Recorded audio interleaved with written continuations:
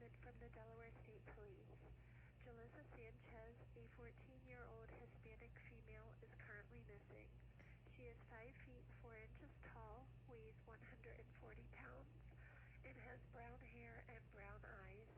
At the time of her disappearance, she was wearing a white top, a gray and blue hooded jacket, black skinny jeans, and gray shoes.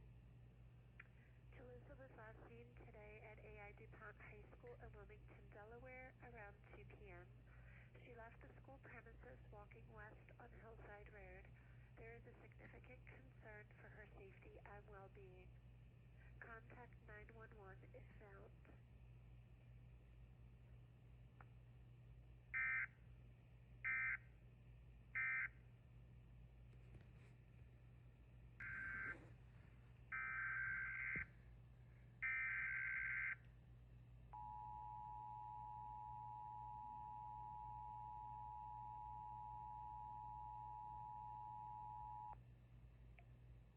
The Delaware State Police is canceling the emergency alert for Jalissa Sanchez.